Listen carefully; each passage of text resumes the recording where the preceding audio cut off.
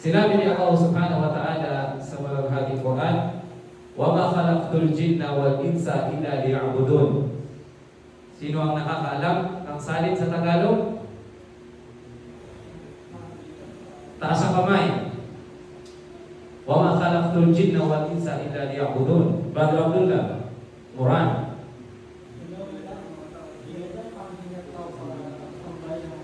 Ayan. Sabi ni Allah, hindi ko nilikha ang mga jin at mga tao, di ba na lamang upang ako ay kanilang sambahin.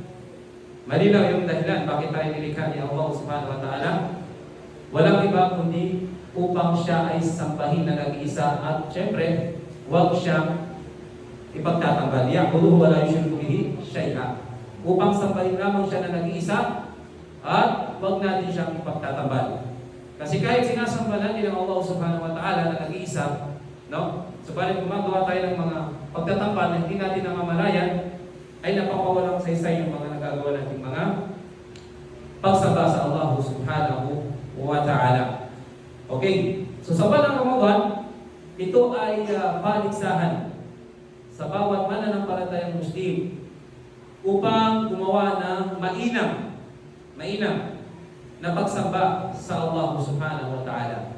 Minsan, ang isang Muslim, hindi niya alam kung paano ba niya sasambahin si Allah Subhanahu wa Ta'ala sapagkat limitado yung kanyang kaalaman.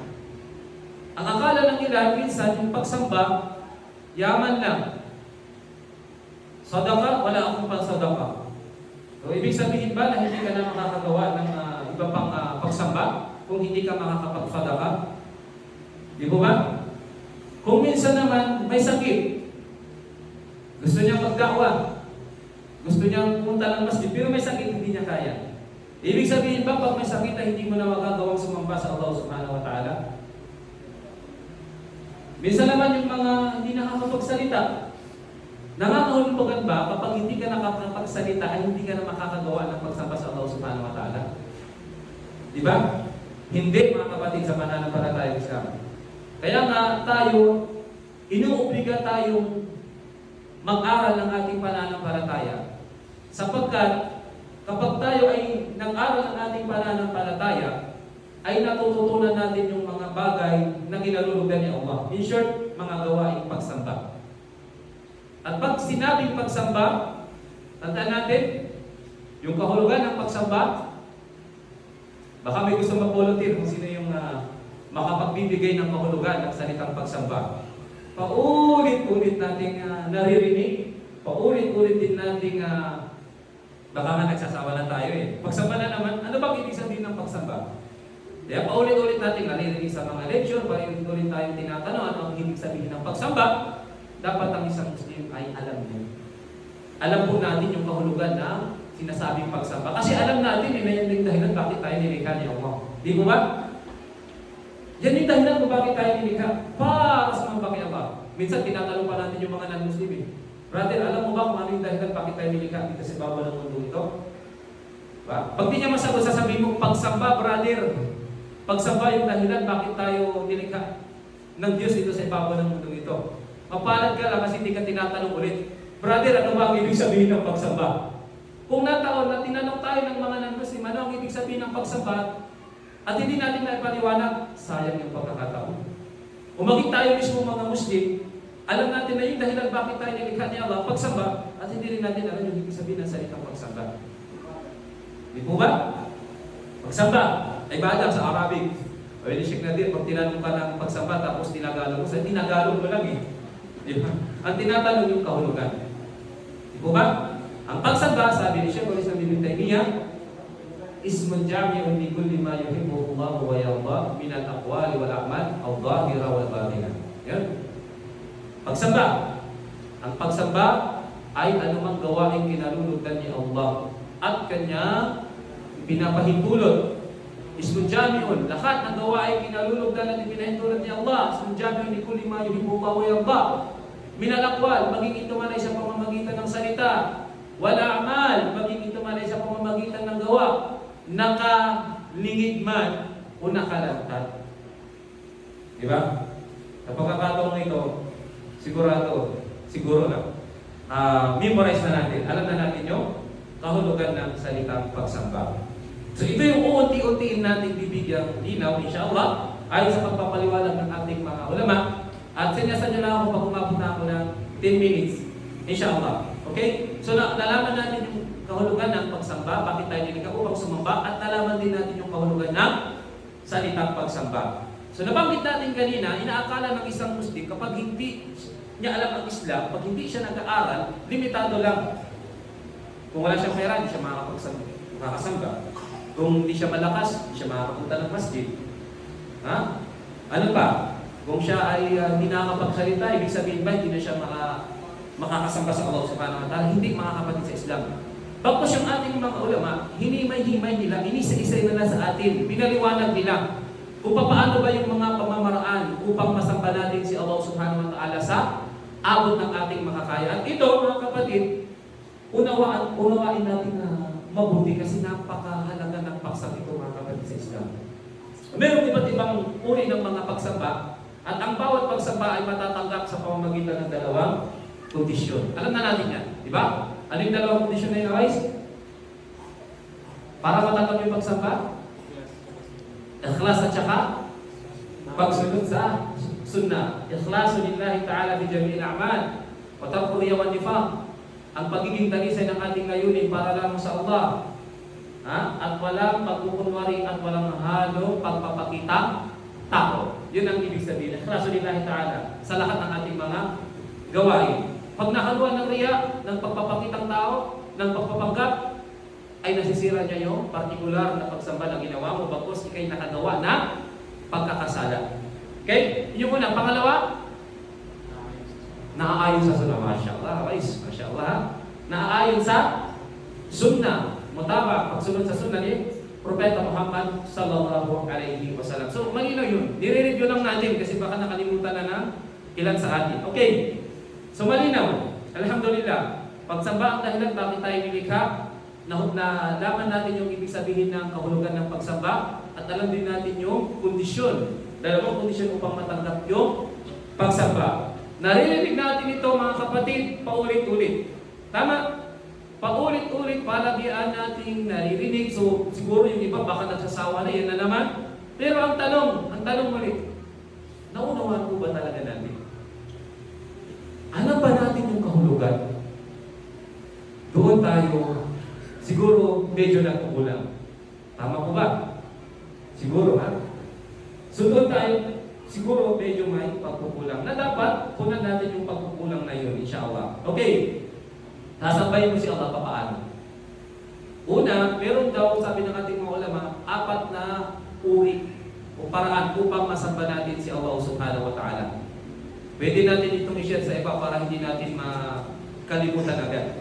Isa sa pamamaraan upang hindi natin makalimutan yung mga kaalaman na napapakinggan o natututunan natin, ay i-share po natin ito. Hindi upang magbida-bida. Hindi po. Kundi upang mas tumatak sa atin at makinabang din yung iba. Kasi pag lagi mong ikinikwento, pag itinuturo mo rin sa iba, mas tumatatak yan sa memory natin. Pero pag sinulong mo lang, pag ikaw lang nakakaalam, di mo sinare sa iba, libre na nga yan pamahagi. Tapos, hindi pa sinare sa iba, madaling makalimutan yan. Okay, unang uri ng pagsamba, al-ibadatu al-qalbiyya. Ano daw? Al-ibadatu al-qalbiyya. Ang pagsamba gamit ang puso. So, kahit pala wala tayong ginagawa, maaari nating masamba si Allah gamit ang ating puso.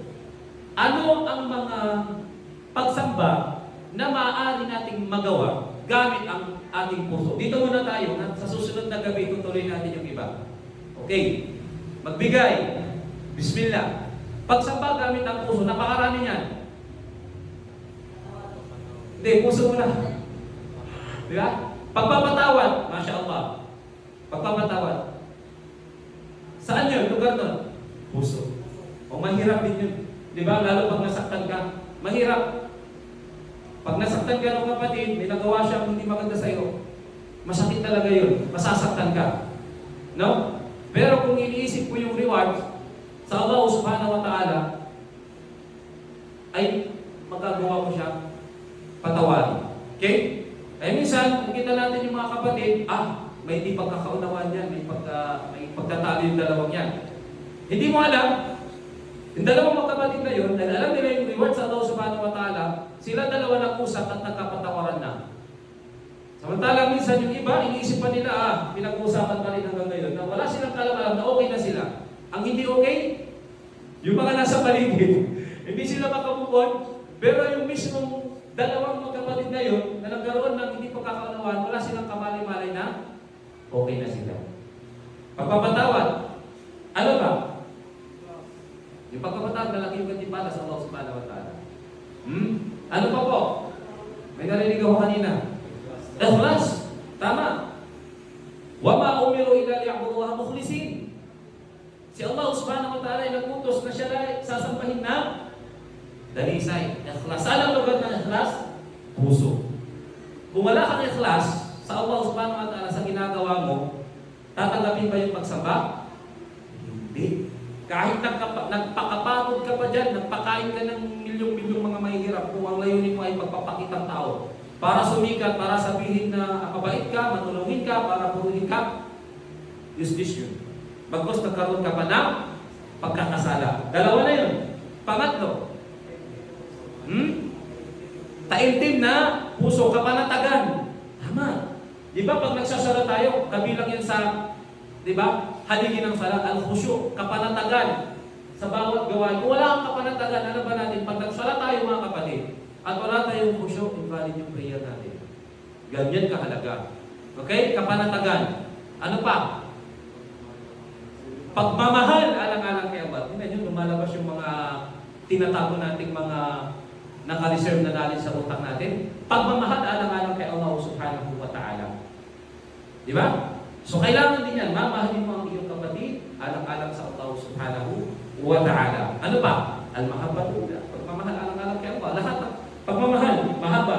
Ang pinakamamahal dapat ng Muslim ay walang iba kundi ang Allah. Pangalawa, ang sugo ni Allah subhanahu wa ta'ala, si Propeta Muhammad sallallahu alaihi wasallam. Sabi ng Allah, "Qul in kuntum tuhibbunallah fattabi'uni yuhibbukumullah wa yaghfir lakum dhunubakum."